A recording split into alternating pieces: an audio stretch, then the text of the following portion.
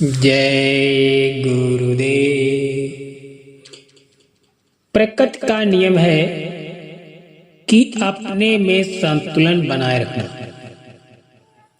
एक कहावत है कि भगति बिना नर सोहई कैसे, लवण बिना बहु व्यंजन जैसे।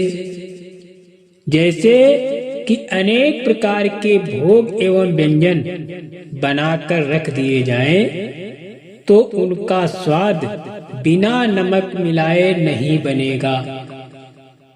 बिना नमक मिलाए स्वाद नहीं बनेगा। नमक भी उचित मात्रा में मिलाया जाना चाहिए। अनुपात में मिलाने पर स्वाद लगेगा। अनुपात में मिलाने पर स्वादिष्ट लगेगा।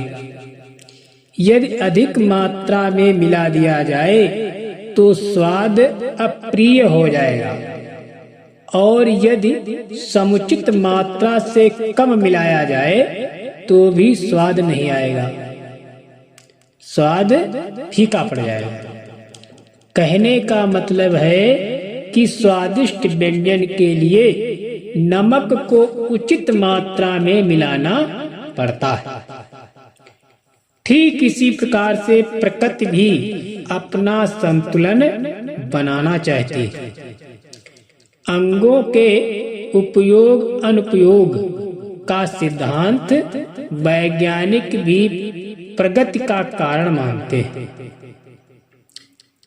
प्रकृति प्रदत्त अधिकारों में मनोविचित आहार विहार, आचरण, व्यवहार, खान पान, रहन सहन की संहिता,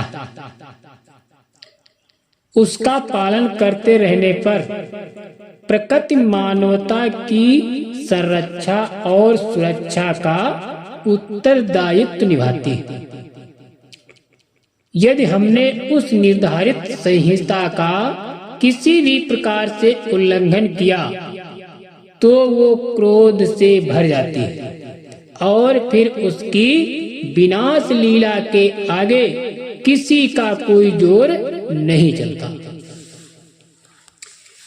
एक बार प्रचार में किसी जिज्ञासु ने प्रश्न किया कि यदि मुर्गे मुर्गियां, बकरे बकरियां, मछलियां आदि मार कर ना खाई जाएं तो उनकी आबादी बेहताशा बढ़ जाएगी। तो उसने कहा कि अगर इनको खाया पिया ना जाए तो इनकी आबादी इतनी बढ़ जाएगी कि इनका पृथ्वी पर केवल यही दिखाई देंगे। तो इस पर पूज्य महाराज जी ने कहा कि प्रकृति हर चीज का संतुलन बनाए रखती है। जब मुर्गों को केवल सवेरे बाग लगाने यानी जगाने के लिए पाला जाता था, तब मुर्गे मुर्गियों का इतना उत्पादन नहीं था। लेकिन जब प्रकृति के विपरीत लोग इन्हें मार कर खाने लगे तो कुदरत ने इनका उत्पादन बेहताशा बढ़ा दिया। देखिए, कुत्तों को प्रायः कोई नहीं खाता, तो इनका कोई बटेसर यानी कोई मेला नहीं लगता। प्रकृति संतुलन बनाकर काम करती है। इसी प्रकार अच्छाई बुराई का, पाप पुण्य का, शुभ अशुभ का तथा शुद्ध आहार और बिगड़े खान पान का भी मामला है। अच्छाई बुराई का संतुलन बिगड़ने पर नाश का कारण बन जाता है।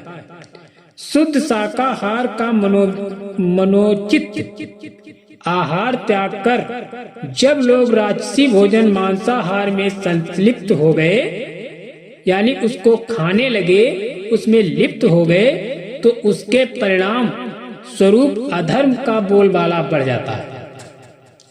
ऐसे समय में प्रकृति अपना तेवर क्रोध कर यानी ऐसे में ऐसे समय में प्रकृति अपना तेवर क्रोध का बना लेती है और फिर बढ़ती बेशुमार जनसंख्या को खत्म कर देती है। उसका रूप चाहे दैवी आपदा बनकर दिखे, अनावृष्टि अतिवृष्टि बनकर दिखे, भूकंप के रूप में, बादल फटने या भूस्खलन के रूप में, अथवा अन्य किसी प्रकार की भयंकर महामारी के प्रकोप के रूप में या युद्ध के रूप में बड़ा नरसंहार हो जाता है। बहुत बड़ी जनहानि हो जाती है, आबादी बहुत कम बच पाती। तब जो लोग बचते हैं धर्म के मार्ग पर चलने के लिए मजबूर हो जाते हैं। प्रकृति का यही संतुलन वाला विज्ञान युग परिवर्तन का आधार बनता है। हमारा सबका कर्तव्य है कि प्रकृति की इस विनाश लीला से मानवता को बचाने के लिए जन जागरण करें और मानव धर्म, मानव कर्म आदि का प्रचार करके पूरा तन मन धन लगा दें। यही हमारी सच्ची राष्ट्रभक्ति, देशभक्ति होगी।